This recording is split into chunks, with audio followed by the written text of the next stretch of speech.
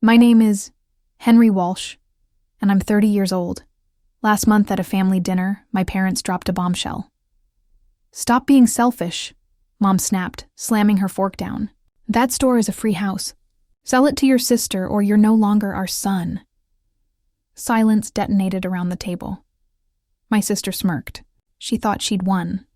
The store, worth at $700,000, was my late wife's legacy.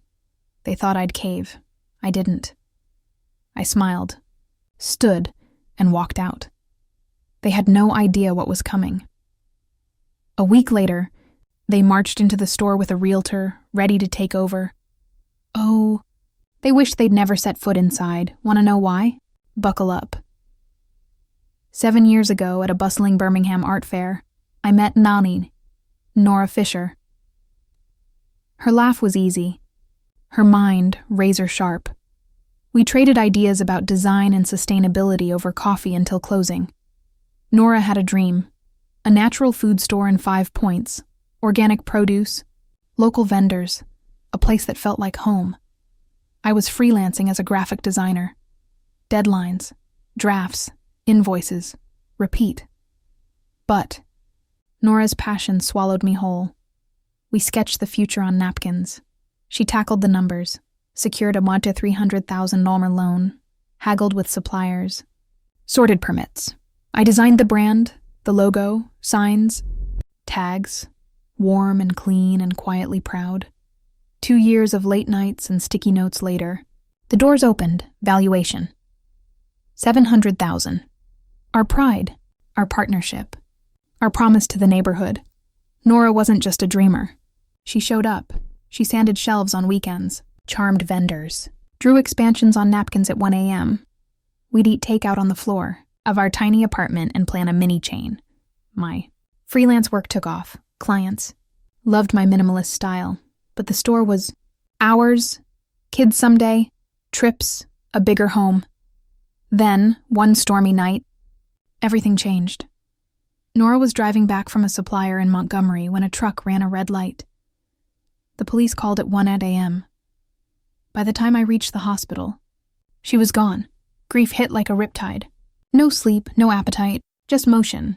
I kept the store running because every label, every shelf, held a piece of Nora. Letting it go would have meant letting her go. Growing up, I was a ghost in my own house. Mom and Dad poured everything into my sister, Brenda, their perfect child. At 12, I won a state art competition. They missed the ceremony for her softball tryouts. At 16, they bought her a new car. I pieced together enough cash for a second-hand laptop to start designing. Her C average got hand claps. My straight A's got a nod. I got a scholarship. They skipped my graduation. Brenda's barely there diploma earned a lavish party. I learned to build my life alone. Nora was different. She saw me. She said, "You can," when everyone else said nothing.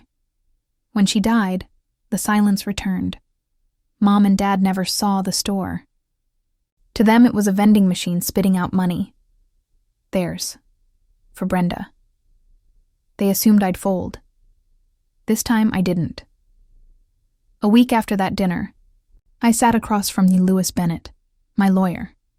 He adjusted his glasses, slid a document across the desk. "This is Nora's will," he said. "She left the store to you, Henry, legally, fully, no liens, no disputes. My name on the title." I felt Nora's hand over mine, steady and sure. They had no claim. None. 2 days later, the doorbell rang. Mom and Dad stood on my stoop, arms crossed. Brenda leaned on the railing, thumbs flicking her phone. "We heard about the will," Mom said, voice sharp as a paper cut. "That store should help your sister, not sit in your hands." Dad nodded like a judge. "It's only fair. She needs it more." They walked in without asking. "Your sister can invest in a tech startup," Mom pressed. "Sell the store, split it. Give her what she deserves." Brenda didn't look up. "Come on, Henry, don't hog it. I could make millions. Same old chorus. Same old golden child." "The store is mine," I said. "Nora left it to me." "You're selfish," Mom hissed. "Think about family," Dad warned. "Don't make us choose." They always had. "I'm not selling," I said. Mom scoffed. You'll regret this. They left. Brenda tossed, big mistake, over her shoulder. My hands trembled, but my spine held. Louis had warned me. A family that never saw you will fight the hardest to control you. Call if they try anything, he'd said. They would. By Monday, Birmingham hummed with a new plotline. Henry is greedy. Henry is heartless. Henry is ruining his family. Mrs. Larson, our old neighbor, called to say I was keeping the store all to myself. A cousin texted, "Why won't you share?" Brenda deserves a chance. My inbox filled with strangers' opinions. Aunt Carla wrote, "Your parents raised you better." That store could set Brenda up for life. Even my high school teacher called. Family comes first. At a coffee shop, a family friend asked, "Are you really hoarding the store from your sister?" I walked out, coffee untouched. The community we built the store for was turning on me. I stopped answering calls, then. Mark Reed. My best friend showed up with takeout and zero patience for lies. "Don't let them get in your head," he said. "Nora left you that store, not them." His calm cut through the noise. I needed an exit that kept Nora's heart beating while closing their hands around nothing. That's when I thought of Samantha Cole. Brenda's boss, smart, ambitious, all edges and results. Brenda worked at her tech startup when she bothered to show up. I found Samantha's number and texted, "Interested in a business deal?" About the store. She replied in minutes. We met at a diner across town. Midnight coffee, Formica table, no small talk. I told her what the store was worth, what it meant, how far my family would go. I didn't say Brenda's name. Samantha didn't need it. "I want to sell," I said, "on my terms. Lease me the upstairs from my design studio." Her eyebrow lifted. We ran numbers, timelines, contingencies. By the time the coffee went cold, she nodded. "Have your lawyer send the docs," she said. I walked into the nightlighter, let them whisper. I was already moving. Friday morning.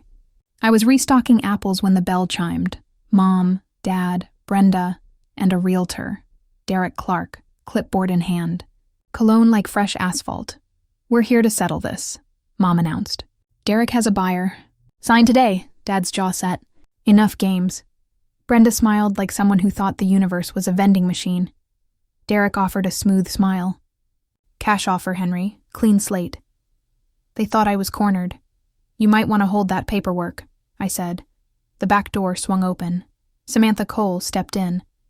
Crisp suit, calm like a winter lake. "Morning, Henry," she said. Then to my family. "I'm Samantha, the new owner." Mom's jaw dropped. Dad froze.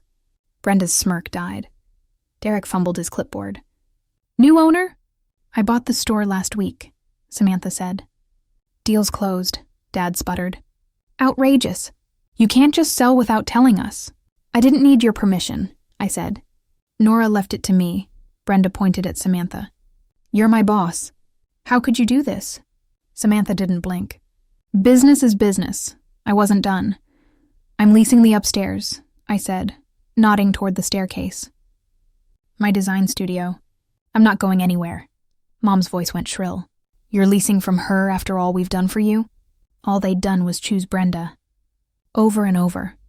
Derek packed his papers, murmuring, "This changes everything." Samantha turned to Brenda, voice cool. "Since you're here, inventory manager, Monday, show up on time." Brenda's face flushed. "Work for you? Here?" "Take it or leave it," Samantha said. They left in a fury. Door slammed. Air cleared. For the first time in months, I breathed. The store's heart stayed beating below. My future lived upstairs. Deal done. Lines drawn. Monday, Brenda started. Every morning, she slouched behind the counter, eyes on her phone. I carried mock-ups upstairs. She muttered. I ignored it. Downstairs, she miscounted shipments, misplaced orders, shrugged at customers. Samantha noticed.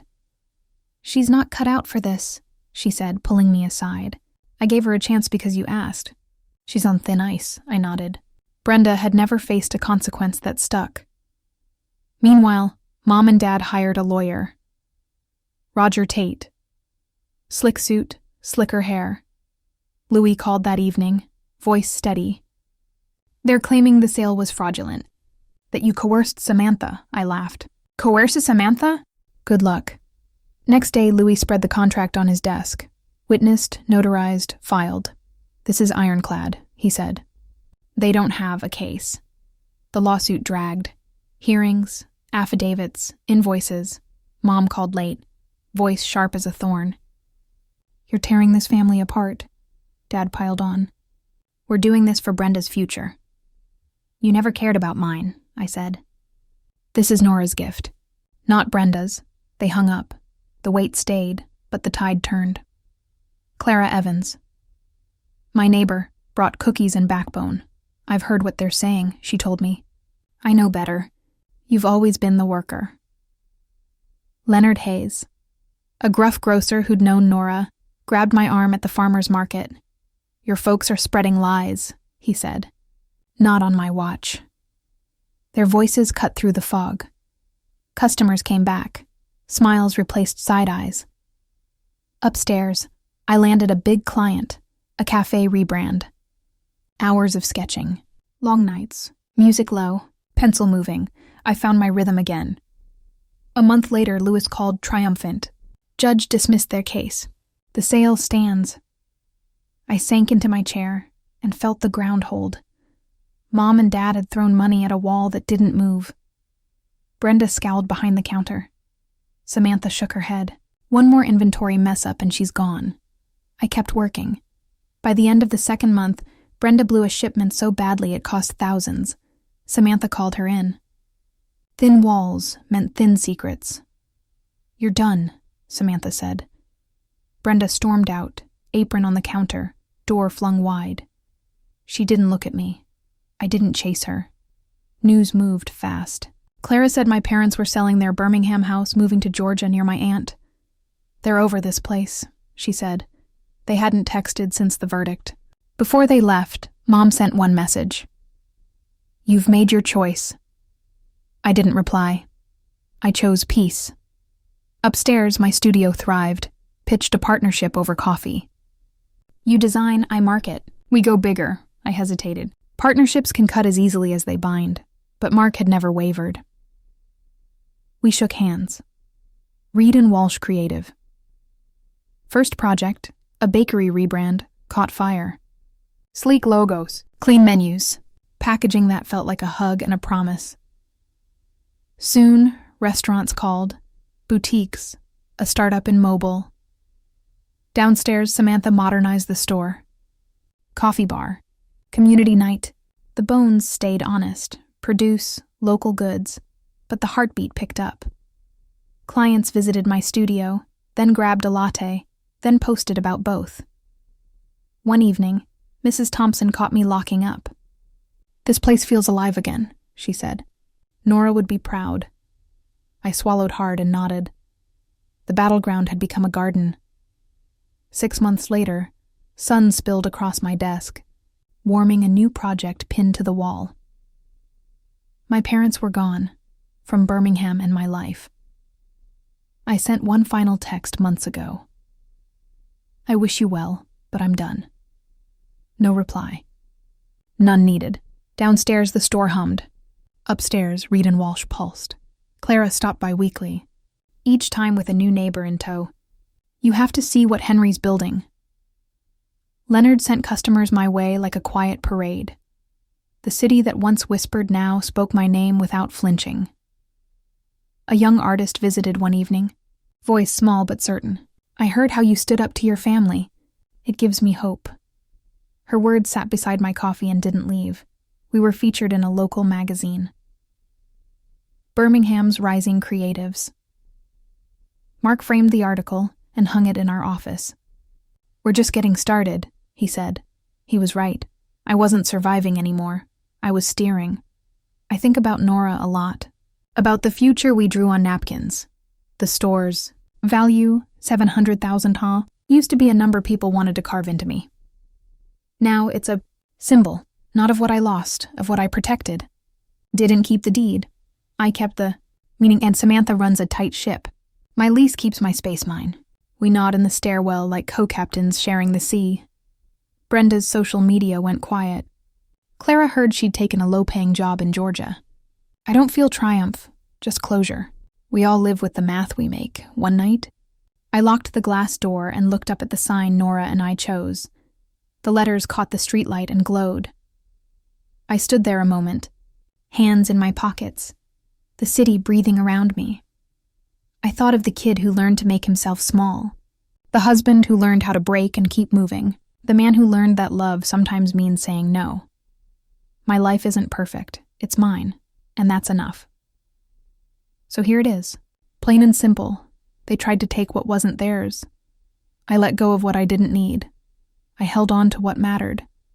And I'm still here, upstairs, pencil in hand, drawing a future that finally looks like me.